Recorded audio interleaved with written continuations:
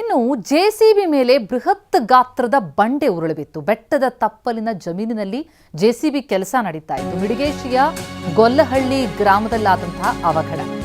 ಬೃಹತ್ ಗಾತ್ರದ ಬಂಡೆಯೊಂದು ಜೆಸಿಬಿ ಮೇಲೆ ಬಿದ್ದಿದೆ. ತುಮಕೂರು ಜಿಲ್ಲೆ ಮಧುಗಿರಿ ತಾಲೂಕಿನ ಗ್ರಾಮ ಮಿಡಿಗೇಶಿಯ ಗೊಲ್ಲಹಳ್ಳಿ. ಬಸವನ ಬೆಟ್ಟದ ತಪ್ಪಲಿನಲ್ಲಿ ಕೆಲಸ ನಡೀತಾ ಇದ್ದಂತಹ ವೇಳೆ ಬಂಡೆ ಬಿದ್ದಿದೆ. ಆದರೆ ಅದೃಷ್ಟ ಚೆನ್ನಾಗಿತ್ತು, ಯಾವುದೇ ಪ್ರಾಣ ಹಾನಿಯಾಗಿಲ್ಲ. ಜಮೀನಿನಲ್ಲಿ ಬೆಳೆದಿದ್ದಂತಹ ಗಿಡಗಳೇನಿತ್ತು ಅದನ್ನು ತೆಗೆಯೋದಕ್ಕಿಂತ ಜೆಸಿಬಿ ಬಳಸಲಾಗ್ತಾ ಇತ್ತು. ಆ ಜೆಸಿಬಿ ಬಳಕೆ ಮಾಡ್ತಾ ಇರುವಂತಹ ಸಂದರ್ಭದಲ್ಲೇ ಬಂಡೆ ಉರುಳಿದೆ. ತಿಮ್ಮಣ್ಣ ಎನ್ನುವರಿಗೆ ಸೇರಿದಂತಹ ಜೆಸಿಬಿ ಅದು. ನೋಡಿ, ಗಮನಿಸ್ತಾ ಇದ್ದೀವಿ, ಜೆಸಿಬಿ ಮೇಲೆ ಬಂಡೆ ಉರುಳಿದ್ದು. ಅದೃಷ್ಟ ಚೆನ್ನಾಗಿತ್ತು, ತಕ್ಷಣವೇ ಆ ಜೆಸಿಬಿ ಚಾಲಕ ಕೂಡ ಪರಾರಿಯಾಗಿದ್ದಾನೆ. ಪಾರಾಗಿರುವಂಥದ್ದು ಪ್ರಾಣಾಪಾಯದಿಂದ. ಗೊಲ್ಲಹಳ್ಳಿಯಲ್ಲಿ ನಡೆದಂತಹ ಘಟನೆ ಇದು.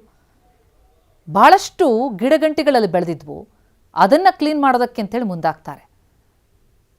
ಮಳೆಗಾಲಕ್ಕೂ ಮುನ್ನ ಇಂತಹ ಕೆಲಸಗಳನ್ನು ಮಾಡಬೇಕಾಗತ್ತೆ. ಮಳೆಗಾಲದ ಸಂದರ್ಭದಲ್ಲಿ ನೆಲ ಸಡಿಲಾಗುತ್ತೆ. ಯಾವಾಗ ಎಲ್ಲಿ ಅನಾಹುತ ಅನ್ನೋದನ್ನು ಹೇಳೋದಕ್ಕಾಗಲ್ಲ. ನಾವು ಪ್ರತಿನಿಧಿ ಜಗದೀಶ್ ಈ ಘಟನೆ ಕುರಿತಂತೆ ಡೀಟೇಲ್ಸ್ ಕೊಡ್ತಾರೆ. ಜಗದೀಶ್, ಈ ಜೆಸಿಬಿ ಮೇಲೆ ಅಪ್ಪಳಿಸಂತಹ ಬಂಡೆ ನೋಡ್ತಾ ಇದ್ರೆ ನಿಜಕ್ಕೂ ಗಾಬರಿ ಆಗುತ್ತೆ. ಇದು ಇಲ್ಲಿ ಬಂಡೆಗಳ ರೀತಿ ಉರುಳಿ ಬೀಳುವಂತಹ ಪ್ರದೇಶನ ಇದು? ಏನ್ ನಡೀತು ಅಲ್ಲಿ? ಹೇಗಿದೆ ಅಲ್ಲಿನ ಪರಿಸ್ಥಿತಿ ಈಗ? ಪ್ರತಿಮಾ, ಘಟನೆ ನಡೆದಿರುವಂತಹ ಸ್ಥಳ ಏನಿದೆ ಅದು ಬೆಟ್ಟದ ತಪ್ಪಲಾಗಿರುವಂತದ್ದು. ತಪ್ಪಲಿನಲ್ಲಿ ಏನು ಜಮೀನು ಹೊಂದಿದಂತಹ ರೈತ ಒಂದಷ್ಟು ಕೆಲಸವನ್ನ ಮಾಡಬೇಕು.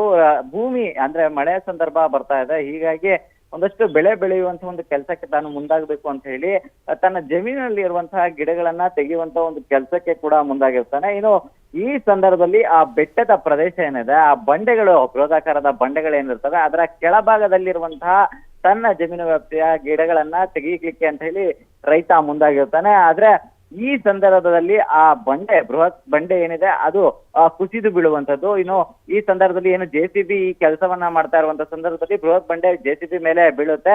ಆದ್ರೆ ಆ ಸಂದರ್ಭದಲ್ಲಿ ಚಾಲಕ ಕೂಡಲೇ ಅಲ್ಲಿಂದ ಏನು ಆಚೆ ಬರುವಂತದ್ದು. ಅದೃಷ್ಟವಶಾತ್ ಯಾವುದೇ ರೀತಿಯಾದಂತಹ ಒಂದು ಪ್ರಾಣಾಪಾಯ ಆಗಿಲ್ಲ. ಆದ್ರೆ ಈ ಘಟನೆ ಸದ್ಯಕ್ಕೆ ಎಲ್ಲೋ ಒಂದು ಕಡೆ ಒಂದಷ್ಟು ಆತಂಕವನ್ನ ಸೃಷ್ಟಿಸುವಂತಹ ರೀತಿಯಲ್ಲಿ ಈಗ ಕಂಡು ಬಂದಿರುವಂತದ್ದು. ಹೀಗಾಗಿ ಈಗಾಗ್ಲೇ ಏನು ಇದು ತಿಮ್ಮಣ್ಣ ಎಂಬುವರಿಗೆ ಸೇರಿರುವಂತಹ ಒಂದು ಜೆಸಿಬಿ ಆಗಿರುವಂತದ್ದು. ಆದ್ರೆ ಈ ಘಟನೆಯಿಂದ ಯಾವುದೇ ರೀತಿಯಾದಂತಹ ಒಂದು ಪ್ರಾಣಾಪಾಯ ಆಗಿಲ್ಲ. ಆದ್ರೆ ಒಂದು ರೀತಿಯಾದಂತಹ ಒಂದು ಭಯದ ವಾತಾವರಣ ಅಂತೂ ಈಗ ಸದ್ಯಕ್ಕೆ ಸೃಷ್ಟಿಯಾಗಿದೆ ಅಂತಾನೆ ಹೇಳ್ಬೋದು ಪ್ರತಿಮಾ. ಥ್ಯಾಂಕ್ ಯು ಜಗದೀಶ್, ತಮ್ಮ ಮಾಹಿತಿಗೆ.